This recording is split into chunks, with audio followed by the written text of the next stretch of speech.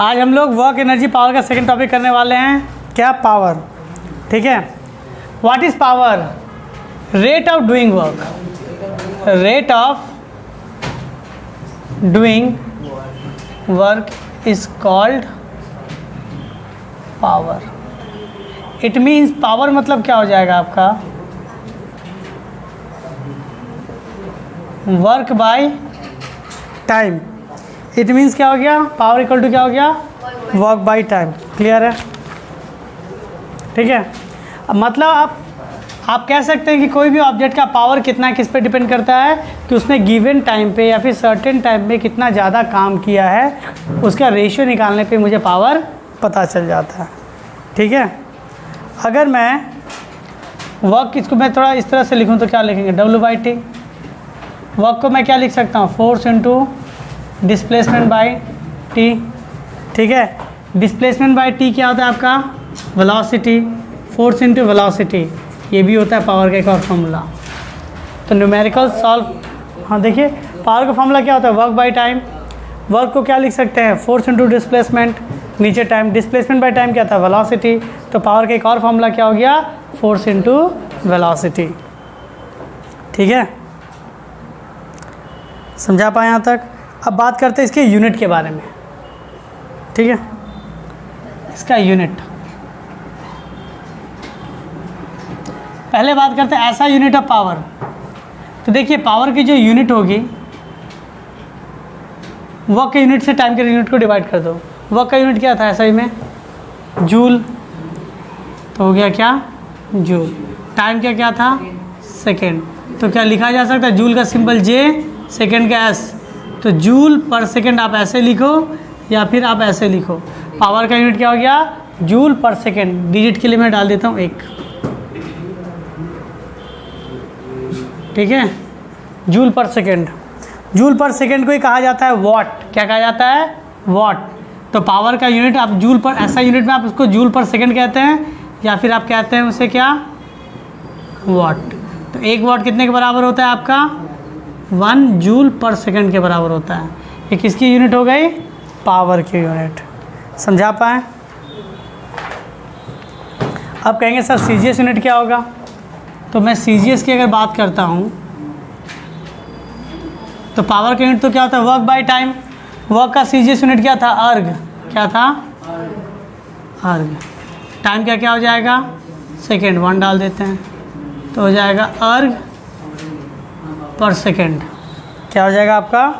अर्ग पर सेकेंड। ठीक है। और हम लोग को पता क्या था कि 1 जूल कितने के बराबर होता है? 10⁷ अर्ग के बराबर होता है। तो आपसे कहा जा सकता है what are the relation between watt and erg. तो वॉट को क्या लिख सकते हैं आप देख लीजिएगा। 1 वॉट के जगह पे अगर मैं क्या लिख सकता हूँ यहाँ पे? 1 जूल पर सेकेंड। 1 जूल के जगह पे लिख सकते हैं 10⁷ अर्ग पर सेकेंड का रहने देते सेम। तो 1 वॉट कितने के बराबर हो जाएगा आपका? 10⁷ अर्ग पर सेकेंड के बराबर हो जाता है। समझा पाए? ठीक है। इसके अलावा एक और यूनिट आती है पावर की जिससे कि हम लोग सबसे ज़्यादा यूज़ करते हैं। आपने कभी इलेक्ट्रिक मोटर खरीदा होगा या फिर आपके घरों में पंप से जो पानी उठा के आप टंकी में भरते हैं, उसको जब खरीदते हैं तो वहाँ पे क्या होता है? जब भी आप खरीदने जाते हैं तो कहा जाता है कितने हॉर्स पावर का, कितने HP का चाहिए। ठीक है। तो आपसे क्या पूछा जाता है कि आप जो मोटर यूज़ करना चाहते हैं वो कितने हॉर्स पावर का लेना चाहते हैं। ठीक है। तो ये हॉर्स पावर क्या होता है? 1 HP। It means 1 horse power is equal to 746 watt. ठीक है। इसमें एक यूज़ करता है कॉन्सेप्ट क्या? किलोवाट। हम लोग क्या कॉन्सेप्ट यूज़ करते हैं? किलोवाट। किलोवाट के लिए आपको क्या करना पड़ेगा? इसको 1000 के फॉर्म में रिप्रेजेंट करना पड़ेगा। तो जब 1000 के फॉर्म में रिप्रेजेंट करना है तो आप क्या करो? 1000 से गुना कर दो और 1000 से क्या कर दो? डिवाइड कर दो। 1000 को हम लोग तो पता है ना, आप लोग तो इंस्टाग्राम यूज़ करने वाले बच्चे हो। 1K subscriber, 1K like, K means 1000। तो 1000 के यहाँ पे क्या होता है? K। तो हो गया KW। 746 बाई 1000 तो डिवाइड करेंगे तो क्या होगा? 0.746 किलोवाट। ये क्या हो गया? 1 हॉर्स पावर। क्या हो गया आपका? ये 1 हॉर्स पावर। ठीक है। अब बताइए पावर और वर्क क्या सेम चीज़ है कि अलग चीज़ है? अलग है। आपने कितना वर्क किया उसको अगर टाइम के रिस्पेक्ट में देखते हैं तो क्या कन्वर्ट हो जाता है? वो पावर हो जाता है। क्लियर है? इसको छोटे इस तरह से समझिए, छोटे से एग्जांपल से समझिए कि आप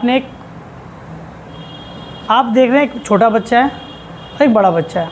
छोटा बच्चा क्या कर रहा है, एक गेंद आपने सामने एक टब रखा है, बहुत सारा आपने गेंद रखी है, तो आपने देखा कि वो 1 मिनट के अंदर 40 बॉल उसके अंदर डाल रहा है, छोटे बच्चा। लेकिन मैं बड़े बच्चे को देख रहा हूँ तो वो 1 मिनट के अंदर वो 40 के जगह कितना डाल रहा है? 60 बॉल डाल रहा है। तो मैं कह सकता हूँ सेकेंड वाले बच्चा जो है आपका समय के रिस्पेक्ट में ज़्यादा काम कर रहा है, तो उसका पावर ज़्यादा है, इसका पावर कम है। उसी कॉन्सेप्ट में समझिएगा, ठीक है? नोट डाउन कर लीजिए।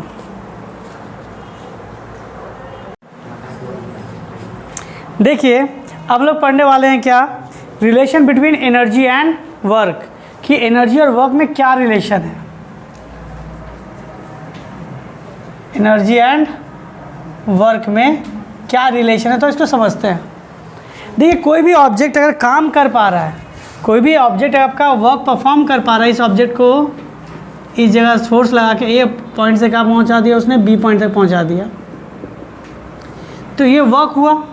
टाइम के रिस्पेक्ट में सर्टेन टाइम टी लगा होगा। तो कोई ऑब्जेक्ट अगर काम कर पा रहा है, वर्क कर पा रहा है, तो ज़रूर उसके अंदर काम करने की क्षमता है। It possess some kind of energy, he is capable to doing work. देखिए कोई ऑब्जेक्ट अगर काम कर रहा है तो वो उस काम को कर सकता है, इसलिए कर रहा है वो। तो जब काम कर रहा है तो उसके अंदर वो क्या है? एनर्जी है, जिसके कारण वो काम कर रहा है। अब मान लीजिए कि कोई ऑब्जेक्ट है, कोई आदमी है जिसने क्या किया, इस ऑब्जेक्ट को ए पॉइंट से बी पॉइंट तक पहुंचा दिया, तो उस आदमी के पास एनर्जी थी, उसने क्या किया? एनर्जी देके वर्क करवाया। टाइम के रिस्पेक्ट में कुछ टाइम लगा होगा, तो ए से बी जाने पे कुछ टाइम मान लेते हैं। यहाँ पे आपका वर्क कितना हो गया है? आप जहाँ पे सॉल्व करते तो आपको वर्क मान लेते हैं डब्ल्यू लग रहा है, डब्ल्यू हो रहा है, और टाइम कितना हो रहा है यहाँ पे? T. It means T time में उस व्यक्ति ने क्या किया? ए से बी तक पहुँचा के डब्ल्यू वर्क किया है। वर्क आपका जूल में काउंट होगा, टाइम में आपका टी के रिस्पेक्ट में जाएगा। तो कोई ऑब्जेक्ट क्यों काम कर पाया? क्योंकि उसके पास एनर्जी था। तो उसने जब काम किया है तो उसकी एनर्जी क्या हो गई? लूज़ हो गई। तो ऑब्जेक्ट अपना एनर्जी क्या कर रहा है? लूज़ कर रहा है। तो अगर मैं कोई काम, अगर मान लेते कोई व्यक्ति है वो क्या है? काम कर रहा है, तो काम करने से पहले और काम करने के बाद मैं अगर चेक करता हूँ तो मैं क्या पाऊँगा कि काम करने के पहले ज़्यादा एनर्जी थी और काम करने के बाद कम एनर्जी हो गई। तो मैं कह सकता हूँ कि उसने जैसे वर्क किया टाइम के रिस्पेक्ट में तो उसकी एनर्जी लूज़ हो गई। ऑब्जेक्ट के अंदर मैं काउंट करूँ अगर, तो ऑब्जेक्ट के अंदर मैं अगर चेक करता हूँ तो मैं देखता हूँ पहले इसमें अलग एनर्जी थी, लेकिन इसके अंदर जैसे इसका एनर्जी सप्लाई हुआ, इसने परफॉर्म किया वर्क, इसकी एनर्जी बढ़ गई। समझिएगा, इसने एनर्जी लूज़ किया, वही एनर्जी इसने क्या किया है? गेन किया है। It means energy can only be transfer one form to another form. बात सुन लिए, इसके पास पहले जब एनर्जी थी तो मैकेनिकल एनर्जी थी, उसने बॉडी से, उसके अंदर बॉडी के अंदर स्टोर एनर्जी था आदमी के अंदर, तो उसने क्या मैकेनिकल वर्क किया, तो मैकेनिकल वर्क करके उसने एनर्जी लूज़ कर दिया। जब काम कर दिया तो उसकी एनर्जी बॉडी की कम गई और इसके अंदर की एनर्जी क्या होगा? बढ़ जाएगा। तो यहाँ से पता चलता है कि energy can never be created nor be destroyed, it can be transfer one object to another object. आप एक जगह से दूसरे जगह पर एनर्जी पे क्या कर सकते हैं? ट्रांसफ़र कर सकते हैं। और यहाँ पे एनर्जी ट्रांसफ़र के कारण ही वर्क हो रहा है। तो यहाँ से एक डिफिनीशन बनता है, energy of a body is capacity of doing work. तो क्या हो गया यहाँ पे? Energy of a body is capacity of doing work. It mean जो भी काम करवा रहा है उसके अंदर एनर्जी है। इट मीन जो भी काम करवा रहा है वो क्या कर रहा है? आपका एनर्जी है उसके अंदर। एग्जाम्पल, पंखा घूम रहा है, आप देखते हो घरों में आपके सीलिंग फैन होगा, तो पंखा घूम रहा है, काम कर रहा है, वर्क हो रहा है। अगर वर्क हो रहा है तो उसके अंदर एनर्जी का ट्रांसफ़र हो रहा होगा। यहाँ से क्या आइडिया मिलता है आपको? Energy of body is capacity of doing work. जहाँ पर भी आपने देखा वर्क हो रहा है, जरूर वहाँ पे क्या होगा? एनर्जी फ्लो हो रहा है। ठीक है, समझा पाएँ? और एक बात, वर्क, पावर और एनर्जी तीनों ही आपके स्केलर क्वांटिटीज़ है। क्या कहा जा रहा है? वर्क, पावर और एनर्जी आपका क्या है? अब स्केलर क्वांटिटी रहने का कारण आप कह सकते हैं कि इन सबको नॉर्मली ज्वाइन किया जा सकता है। 3 जूल और 2 जूल, कितना जूल हो गया? 5 जूल। ठीक है, तो जो भी स्केलर, देखिए यहाँ पे स्केलर क्वांटिटी का क्या मैंने कहा? स्केलर क्वांटिटी क्या क्या है? वर्क है, पावर है और एनर्जी, ये तीनों क्या हो गए आपके स्केलर क्वांटिटी। और स्केलर क्वांटिटी का सबसे बड़ा गुण है कि वो नॉर्मल अलजेब्रा को फॉलो करता है। 5 + 2 = क्या हो गया? इट मीन्स 5 जूल और 2 जूल करेंगे तो क्या हो जाएगा? 7 जूल। 5 वाट 2 वाट जोड़ेंगे तो क्या हो जाएगा? 7 वाट। जो नॉर्मल एडिशन को फॉलो करता है वो होता है आपका क्या? Scalar quantity. ठीक है। और वेक्टर क्वांटिटी होता तो 7 फॉर्मूला होता, देखिए P + Q का फॉर्मूला होता है। अगर वेक्टर को ज्वाइन करते हैं ना, क्लास 11 का फॉर्मूला है P² + 2Q² + 2PQ cos θ। अब मान लो ये 5 होता, ये 2 होता, तो 5 का स्क्वायर क्या हो जाता? 25, और ये हो जाता 4, ये हो जाता 2, 5, 10, 10 दूनी 20। उन लोगों के बीच का एंगल 29 + 20 cos θ हो जाता।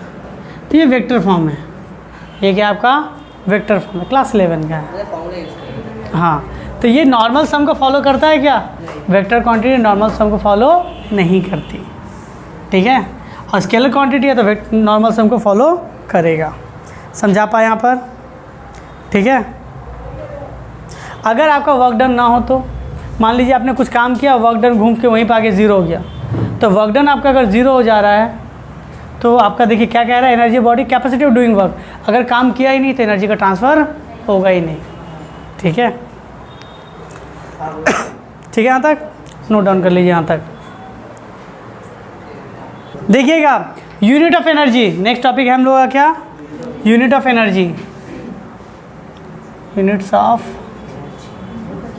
एनर्जी। ऐसा यूनिट इसका होता है जूल। सीजीएस तब क्या हो जाएगा? अर्ग। अब ध्यान से देखिए, जो एनर्जी का यूनिट है वही किसका यूनिट था? वर्क का यूनिट था। ठीक है। जो एनर्जी का यूनिट है वो क्या है? वर्क। इसका मतलब एनर्जी वर्क में ट्रांसफ़र हो सकती है, वर्क को एनर्जी में ट्रांसफ़र किया जा सकता है। इसके बड़े बड़े यूनिट क्या हो गए?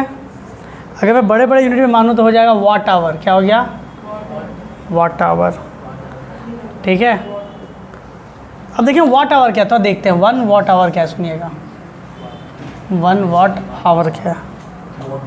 तो मैं इसको लिख सकता हूँ 1 वाट इंटू 1 आवर, यही ना है। 1 वाट किसके बराबर था? 1 जूल पर सेकंड के बराबर है। 1 आवर में कितना होता सेकंड? 60 तो मिनट और 60 तो सेकंड।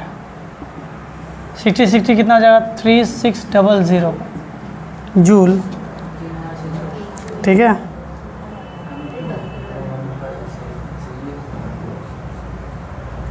वॉट का हो गया आपका जूल पर सेकंड, और इसका सेकंड देखो, ये सेकंड नहीं, सेकंड को काट देगा तो हो जाएगा इतना जूल। क्या हो गया आपका? इतना जूल, 3600 जूल। इसी को कह सकते हैं 3.6 kg। क्या कहा जाएगा? Kilo joule. क्या हो गया आपका? Kilo joule. एक होता है किलो वाट आवर, सेकंड क्या होता है आपका? Kilowatt hour, KWH। इसको क्या लिखेंगे? 1 kilowatt into 1 hour. Kilowatt को पहले कन्वर्ट करते हैं तो 1000 इंटू वाट। 1000 को ना किलो कहा जाता है। 1000 इंटू वाट इंटू 1 आवर। तो वाट आवर थोड़ा देर पहले हम लोगों ने देखा 3.6। ठीक है। किलो जूल मैं पूरा कन्वर्ट ही कर देता हूँ। 1 वाट के जगह पे क्या लिखा जाएगा? 1 जूल पर सेकेंड। 60 इंटू 60 सेकेंड, सेकेंड से सेकेंड कट जाएगा। 663600 इंटू 1000 जूल। ठीक है। आप इसे जब लिखिए तो क्या हो जाएगा? 1 2 3 4 5 36 इंटू 10⁵ जूल, या फिर 3.6 इंटू 10⁶ जूल होगा। देखिए इसमें डेसिमल नहीं था, इसमें डेसिमल थी इसलिए इसमें पावर बढ़ गया आपका। ये हो गया किलो वाट आवर को मैंने किस में कन्वर्ट कर दिया? जूल में। और एक बात आप लोग को बता दिया जाता है कि 1 किलो वाट आवर को ही ना 1 BOT कहा जाता है, बोर्ड ऑफ ट्रेड। आप जो 1 यूनिट का करेंगे तो 1 यूनिट बिजली आया, 2 यूनिट नहीं कि इलेक्ट्रिक बिल आता है, तो आप क्या कहते हो? कितना यूनिट खर्चा हुआ? तो इसी को कहते हैं हम लोग क्या? यूनिट। 1 यूनिट कहते हैं। तो 1 यूनिट यानी कितना जूल खर्चा किया तुमने? इतना जूल खर्चा किया। अगर आपने मान लीजिए 100 यूनिट खर्चा किया है तो 100 से गुना कर दीजिए, आपने उतना जूल की एनर्जी खत्म की है। समझा पाए? इसी को कहा जाता है मेगा जूल। इसी को क्या कहा जाता है? Mega joule, MJ। ठीक है, समझा पाए? किलो वाट आवर क्या है, किलो वाट आवर क्या है? ठीक है, इसके अलावा एक और होता है कैलोरी। छोटे क्लास से आप इसको पढ़ते हुए आ रहे हैं। कैलोरी क्या, सुनिएगा। अगर आपके पास 1 ग्राम पानी है, आपके पास कितना ग्राम पानी है? अगर आपके पास 1 ग्राम पानी है, 1 ग्राम वाटर का टेम्परेचर 14.5 डिग्री सेल्सियस यानी 14.5 डिग्री सेल्सियस से 15.5 डिग्री सेल्सियस तक कन्वर्ट करने के लिए जो मुझे हीट देना पड़ेगा, जो मुझे एनर्जी सप्लाई करनी पड़ेगी, उस एनर्जी को क्या कहा जाता है? 1 कैलोरी। क्या कहा जाता है? 1 कैलोरी। फिर से सुन लीजिए, 1 ग्राम पानी है जिसका टेम्परेचर है 14.5 डिग्री सेल्सियस, या फिर कह सकते हैं कि 1 ग्राम पानी का टेम्परेचर कितना था? 14.5 डिग्री सेल्सियस। ये इनिशियल था। क्या था आपका? इनिशियल। इसको मैंने एनर्जी दिया और एनर्जी देने के बाद इसका टेम्परेचर फाइनली कहाँ पहुँच गया? 15.5 डिग्री सेल्सियस में पहुँच गया। तो आपने जो एनर्जी दिया था उस एनर्जी को क्या कहा जाएगा? 1 कैलोरी। क्या कहा जाएगा? 1 कैलोरी। अगर मैं इसको रिलेट करूँ जूल से तो याद रखिएगा 1 कैलोरी की वैल्यू कितनी होती है? 4.18 जूल होती है। ठीक है, इसी को हम लोग सुविधाओं के, इसी के लिए किसी बुक में लिखा जाता है कि 1 calorie is equal to 4.2 joule. ये अपनी सुविधा के लिए होता है, कैलकुलेशन करने के लिए। ठीक है, इसकी एग्जैक्ट वैल्यू क्या होती है? 1 कैलोरी इक्वल टू 4.18 जूल। ठीक है, और मैं बात करूं 1 जूल के बारे में तो 1 जूल कितना होता है? 0.24 कैलोरी। 1 जूल क्या होता है आपका? 0.24 कैलोरी। तो आप बता सकते हैं कैलोरी बड़ा होता है कि जूल बड़ा होता है?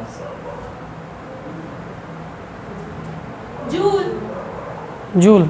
ठीक है, मान लीजिए मैंने आपको 1 कैलोरी दिया, इसको दिया, मान 2 बच्चे हैं, ए, ये दूसरा बच्चा है बी, इसको दे रहे 1 कैलोरी, इसको दे रहे 1 जूल। बात सुनो, इसको दिए 1 कैलोरी, इसको क्या दिए 1 जूल। तो जिसको 1 कैलोरी दिए उसने क्या कहा? 1 कैलोरी तो दिखावे का है, रियलिटी में मेरे पास 4.18 जूल है, इसके पास 1 जूल है। बताओ कौन बड़ा हुआ? ये ना बड़ा हुआ। समझा पाए? ये थोड़ा छोटा कॉन्सेप्ट है, ध्यान दीजिएगा। ठीक है, तो कैलोरी जूल में क्या रिलेशन है ये पूछा जाता है, बता दिया गया। अब आपसे कहा जाएगा 1 kilo calorie, 1 kilo calorie, it mean 1000 calorie. यही तो 1000 कैलोरी को कहा जाता है ना, किलो कैलोरी। आप लोग जब डाइट फॉलो कीजिएगा तब इन सब को ज़्यादा फोकस करते हैं हम लोग। जो लोग बच्चे लोग डाइट फोकस करते हैं ना, डाइटिंग करना स्टार्ट कर देते हैं तो वो कैलोरी पे काम करते हैं। ठीक है, तो कैलोरी के जगह पे क्या लिखेंगे? 4.18 जूल। मल्टीप्लाई करेंगे तो क्या हो जाएगा? डेसिमल बाय 100 कट जाएगा, 4180 जूल। तो 1 किलो कैलोरी कितने जूल के बराबर होता है? अगर आप 1 किलो कैलोरी खाते हैं तो आपको 4180 जूल मिलता है। इतनी की एनर्जी आपको मिलती है। जो लोग डाइट करते नहीं देखते, 40 ग्राम की रोटी, 1 ग्राम में 20 कैलोरी, 40 ग्राम में कितना इंटू करके देखते हैं, और कहा जाता है कि आपको डाइट फॉलो करना ना तो 2 रोटियां खाइए, 1 रोटी 20 ग्राम की। ठीक है, तो वो यही सब कैलोरी का मेजरमेंट होता है। ठीक है, एक और यूनिट है, मैं यहाँ तो थोड़ा मिटा दूँ थोड़ा सा।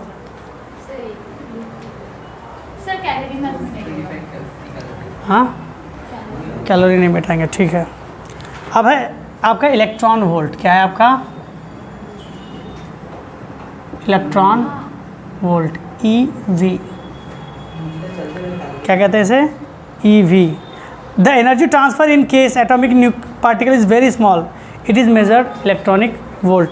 इलेक्ट्रॉन से जो वैल्यूज़ निकलती है एनर्जी की, बहुत ही छोटी छोटी होती है। एटम के अंदर सब पार्टिकल के बारे में बात करते हैं जब, तो उससे जो एनर्जी रेडिएट होकर निकलती है, बहुत ही कम एनर्जी होती है। उसको किस में कंट्रोल करते हैं? उसको किस में मेज़र करते हैं? इलेक्ट्रॉन वोल्ट में। तो 1 इलेक्ट्रॉन वोल्ट का फॉर्मूला होता है charge on 1 electron into 1 volt. 1 electron पे चार्ज कितना होता है? -1.6 10⁻⁻19 coulomb into 1 volt. Negative sign क्या बताता है? इलेक्ट्रॉन पे जो चार्ज था। आप इसको चाहो तो नहीं भी लिख सकते हो, ठीक है। तो ये हो जाएगा आपका क्या, 1.6 10⁻⁻19 कूलम और वोल्ट। क्या हो गया? कूलम और वोल्ट। C फॉर क्या है यहाँ पे? C फॉर है आपका कूलम, ठीक है। ये चार्ज का यूनिट है। ये किसका यूनिट है? चार्ज का यूनिट है। तो कूलम के साथ जैसे ही वोल्ट गुना होता है जूल में कन्वर्ट हो जाता है। किस में कन्वर्ट हो जाता है? जूल में। तो देखिए एक इलेक्ट्रॉन के ट्रांसफ़र से कितनी एनर्जी निकलती है? 1.6 10⁻⁻19 जूल, जो कि बहुत ही कम वैल्यू है। समझा पाएँ? ठीक है, इसको नोट डाउन कर लीजिए। यही था आपका यूनिट ऑफ एनर्जी में, ठीक है। देखिएगा इस टॉपिक से बहुत सारे MCQ बनते हैं, ठीक है, तो थोड़ा ध्यान दीजिएगा। Different forms of energy. अब कहा जा सकता है कि कोई भी ऑब्जेक्ट अपने स्टेट के कारण दो तरह की एनर्जी पॉसेस करता है। कोई भी ऑब्जेक्ट अपने स्टेट के कारण, स्टेट क्या हो सकता है? रेस्ट या फिर मोशन। स्टेट क्या हो सकता है आपका? रेस्ट या फिर मोशन। तो कोई भी ऑब्जेक्ट अपने स्टेट के कारण दो तरह की एनर्जी पॉसेस करता है। एक होता है पोटेंशियल एनर्जी और एक क्या होता है आपका? Kinetic energy. एक आपका होगा पोटेंशियल एनर्जी और एक क्या हो जाएगा आपका? Kinetic energy. समझा पा रहे हैं? अब हम लोग ये देखेंगे कितने टाइप के पोटेंशियल एनर्जी होती है, कितने टाइप का काइनेटिक एनर्जी होती है, उन सब में क्या क्या रिलेशन है, ये सब चीज़ें बात करेंगे। देखिएगा इसमें एक वर्ड यूज़ होता है बहुत ज़्यादा, मैकेनिकल एनर्जी क्या है। तो मैकेनिकल मतलब क्या हो गया? Energy possess by body due to इस स्टेट, रेस्ट और मोशन। कोई भी ऑब्जेक्ट अगर रेस्ट में है या फिर मोशन में है, उसके कारण जो एनर्जी होती है उसे क्या कहते हैं? Mechanical energy. और मैकेनिकल एनर्जी को कितने हिस्सों में बांट दिया गया है? दो। पोटेंशियल भी मैकेनिकल है, काइनेटिक भी क्या है? मैकेनिकल है। जो रेस्ट और मोशन के कारण एनर्जी प्रोड्यूस होती है उसे क्या कहा गया है? मैकेनिकल एनर्जी कहा गया है। और ये दो टाइप की मैकेनिकल एनर्जी होती है, एक होता है पोटेंशियल और एक क्या होता है? काइनेटिक। पोटेंशियल एनर्जी जो होता है वो अपने पोजीशन के कारण इसके अंदर बनता है या फिर रेस्ट के कारण बनता है। तो किसी भी ऑब्जेक्ट के पोजीशन के कारण और रेस्ट के कारण जो एनर्जी पॉसेस होती है उसे क्या कहा जाता है? Potential energy. इसका सिंबल होता है U। इसका सिंबल क्या होता है? U होता है। इसका एग्जांपल मैं आपको दे रहा हूँ, सुनिएगा। कोई भी ऑब्जेक्ट के अंदर जो एनर्जी पॉसेस होती है, अगर आप किसी टेबल के ऊपर कोई बॉक्स रख दें, फ्लोर पे बॉक्स रख दें, तो इन सब के अंदर कौन सी एनर्जी होती है? पोटेंशियल। क्यों? जहाँ पे वहीं पर रहेगा, जल्दी हिलता भी नहीं है। इसके अंदर कौन सी एनर्जी है? पोटेंशियल एनर्जी है। इसके अंदर मास ज़्यादा है तो पोटेंशियल एनर्जी भी ज़्यादा होती है। इसी के कारण जब लोहे की वस्तु रखते हैं तो हिलती नहीं है, लेकिन कागज़ की वस्तु रखते हैं हवा आने पे वो हिल जाती है, क्योंकि मास का डिफरेंस है। किसका डिफरेंस है? आपका मास का डिफरेंस है, ठीक है।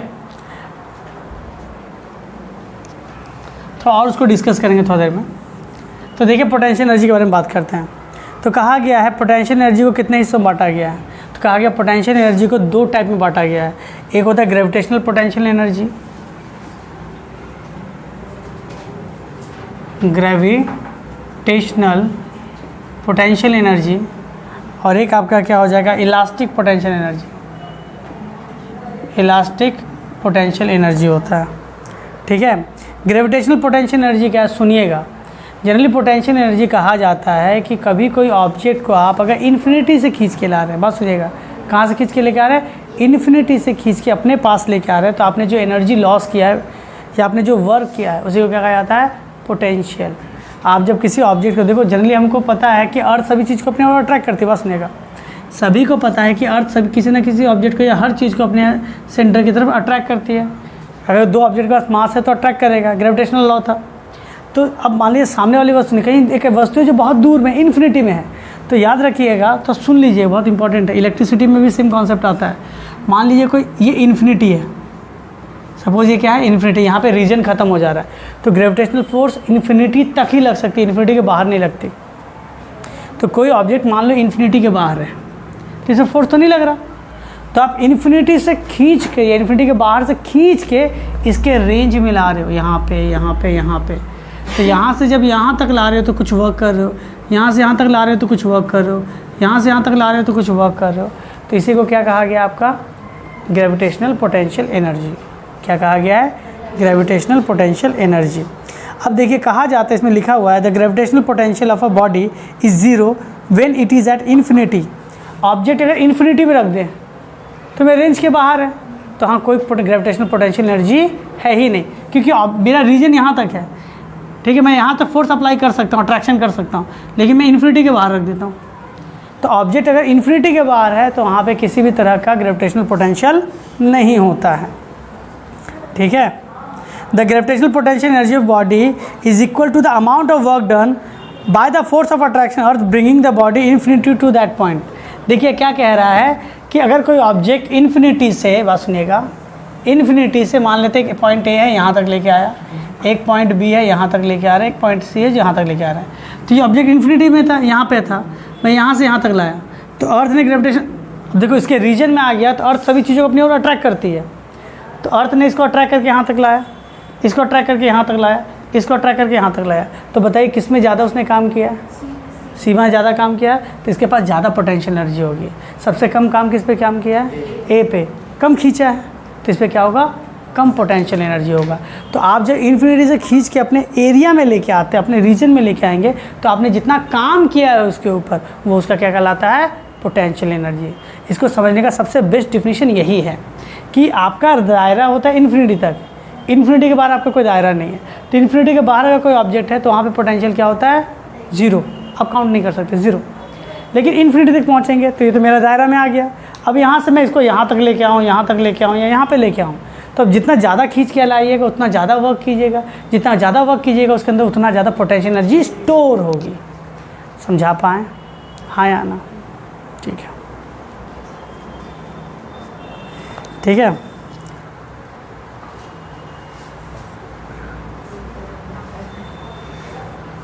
देखिए इसमें क्या कह रहा है? At the distance of a body from the surface of earth increase, the force of attraction decrease and its gravitational potential energy decrease. Earth से कहा जाता है किसी ऑब्जेक्ट को जब दूर करते हैं ना तो डिस्टेंस बढ़ता है, डिस्टेंस बढ़ने से ग्रेविटेशनल फोर्स कमता है, ग्रेविटेशनल फोर्स कमने के कारण उसका पोटेंशियल भी क्या हो जाता है?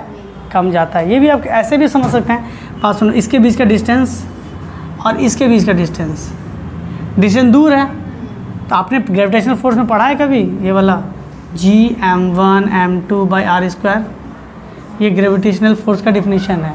तो डिस्टेंस जितना ज़्यादा बढ़ेगा, ये इन्वर्सली प्रोपोर्शनल है, फोर्स उतना कम होगा। तो डिस्टेंस ज़्यादा है यानी फोर्स कम है, डिस्टेंस कम है यानी फोर्स ज़्यादा है, यानी यहाँ पे ज़्यादा क्या होगा? आपका ग्रेविटेशनल पोटेंशियल होगा, यहाँ पे क्या होगा? कम आपका ग्रेविटेशनल पोटेंशियल होगा। ठीक है, इसमें इतना ही डिस्कस करना था। अब बात करते हैं इलास्टिक पोटेंशियल एनर्जी। क्या कहते हैं? Elastic potential energy. बहुत ईजी है, बहुत ज़्यादा ईजी। समझिए आपके पास एक रबड़ बॉल है, समझिए आपके पास एक रबड़ बॉल है या कोई भी छोटी सी बॉल है, जिस पर आप फोर्स लगाते तो शेप चेंज हो जाता है। तो मैंने जिस पे जैसे ही फोर्स लगाया तो इसका शेप क्या हो गया? चेंज हो गया ना। तो जैसे मैंने इसके ऊपर फोर्स लगाया इसका शेप चेंज हो गया, लेकिन जैसे मैंने फोर्स रिमूव कर दिया वापस शेप में आ गया। तो जैसे मैंने फोर्स लगाया तो शेप चेंज हो गया है ना।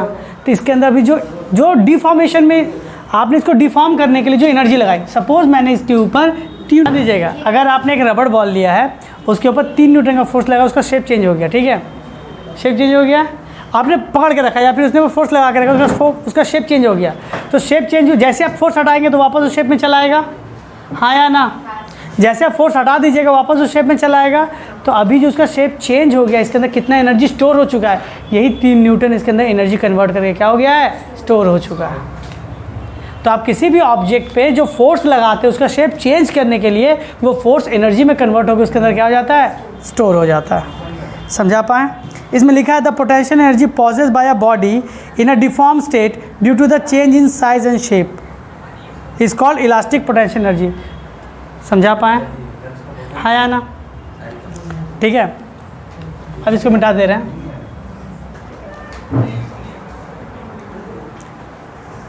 देखिए अब है आपका ग्रेविटेशनल पोटेंशियल एनर्जी का फॉर्मूला। ग्रेविटेशनल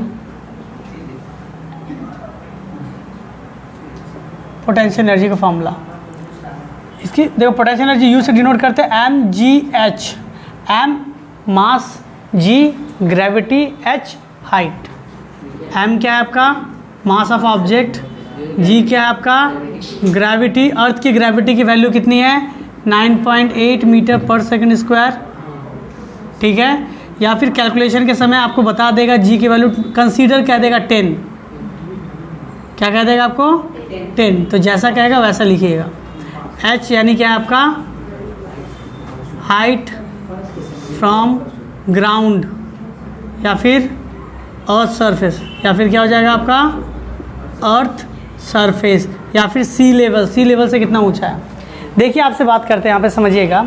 सपोज़ आपने क्या कहा, आपको दिया गया है इस तरह का सामान, एक बॉक्स है जिसका मास है 5 kg, जिसका मास क्या है 5 kg।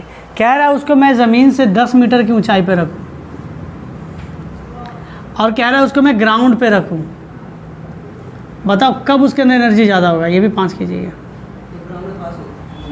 कब एनर्जी ज़्यादा होगा, कब एनर्जी कम होगा, जब ग्राउंड से सटा हुआ है या ऊपर है, या फिर सेम होगा। आप खुद को भी कंसिडर करते हो, मैं ज़मीन पे खड़ा रहा हूँ या मैं छत पे खड़ा हूँ, तो मेरे अंदर कब पोटेंशियल एनर्जी ज़्यादा होती है,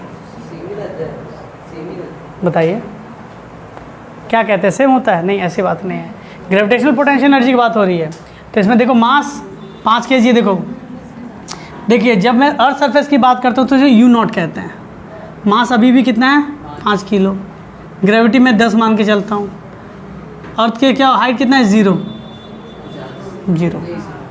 ठीक है। और मैं बात करता हूँ सर्टेन हाइट पे, मास 5 किलो, ग्रेविटी 10, हाइट कितना है 10, 500 जूल। इसीलिए जब छत से गिरते हैं तो तरबूज की तरफ फट जाते हैं लोग, और ज़मीन से गिरते हैं तो कम फटते हैं। रीज़न यही है। आपके अंदर देखो, बात सुनो, आप जब ऊपर से मान लीजिए कि अपने 5 किलो का ऑब्जेक्ट ऊपर से नीचे फेंका, तो जैसे यहाँ से यहाँ तक फेंकेंगे तो क्या होगा? अच्छा चलिए, ऑब्जेक्ट आपको ख़राब लगता है कोई ऑब्जेक्ट फेंकने पे, आप फ़ोन ले लीजिए, छत पे खड़े होकर फ़ोन ले लीजिए, ऐसे फेंक दीजिए। तो देखिए फ़ोन का मास तो सेम है, फ़ोन का मास सेम है, लेकिन जैसे ऊपर से नीचे गिरता है तो उसके अंदर देखो, जैसे वो छत पे खड़ा था तो उसके अंदर ज़्यादा पोटेंशियल एनर्जी स्टोर था, जैसे छोड़ देते काइनेटिक एनर्जी में कन्वर्ट होता है और टकराता है, टूट जाता है। लेकिन ग्राउंड पे है, पोटेंशियल एनर्जी है ही नहीं, वैसा है नहीं पोटेंशियल एनर्जी, ठीक है। मास सेम होता है, ग्रेविटी सेम होती है, हाइट चेंज होता रहता है, और थोड़ी देर बाद आपको बताया जाएगा हर पॉइंट पे एनर्जी सेम होती है, ये बढ़ाया जाएगा, थोड़ा देर बढ़ाया जाएगा, ठीक है। तो आपसे कहा जाए कि किसी डेस्क के ऊपर सामान रख दिया गया, उसी ऑब्जेक्ट को फ्लोर पे रखा गया, बताओ उसके अंदर कब एनर्जी ज़्यादा होगी, कब एनर्जी कम होगी, तो क्या कहिएगा? जब उसको डेस्क पे रखेंगे यानी सर्टेन हाइट पे रखेंगे तो ज़्यादा एनर्जी होगी, फ्लोर पे रखेंगे कम एनर्जी होगी, ठीक है। तो आपको कभी भी अगर लगता है कि आप डल फील कर रहे हैं, आपके अंदर एनर्जी नहीं है, छत पे खड़े हो जाइए, हाइट पे चले जाइए। आपने शायद शोले मूवी देखी होगी, वो टंकी पे खड़ा हो गया था, एनर्जी डाउन फील हो रहा था, छत पे वहाँ पे खड़ा हो गया, नहीं चलिए नोट डाउन कीजिए। देखिएगा इधर, आपसे कहा जाएगा कोई ऑब्जेक्ट पहले इस हाइट पे था, h1 हाइट पे था, और बाद में उसी ऑब्जेक्ट को मान लीजिए फ्री फॉल कराया गया, तो वो ऑब्जेक्ट क्या हुआ h2 हाइट, मतलब ज़मीन से h2 हाइट पे है। पहले वो ज़मीन से कितना हाइट पे था, h1 हाइट पे था, बाद में वो ज़मीन से कितना हाइट पे है, h2 हाइट पे है, यानी ऑब्जेक्ट यहाँ पहुँचा है। तो बताइए यहाँ और यहाँ पे दोनों पे कितना पोटेंशियल एनर्जी चेंज हुआ है, ध्यान से सुनिए, कितना पोटेंशियल एनर्जी चेंज हुआ है। तो ज़्यादा एनर्जी, ज़्यादा हाइट पे ज़्यादा एनर्जी होती है, तो पहला क्या हो जाएगा इनिशियल mgh1, दूसरा क्या होगा mgh2। तो चेंज कितना होगा, change in energy, potential energy, इसका मतलब था चेंज इन एनर्जी। तो ज़्यादा 1 पे था ना, u1 minus u2, mgh1 mgh2, mg common निकालेंगे तो होगा h1 माइनस, तो चेंज इन हाइट के साथ mg गुना कर दो, आपको पता चल जाएगा। और मास इंटू ग्रेविटी को भी वेट कहते हैं, हाँ मास इंटू ग्रेविटी को क्या कहते हैं, वेट, या ग्रेविटेशनल फोर्स भी आप कह सकते हैं, नोट डाउन कर लीजिए।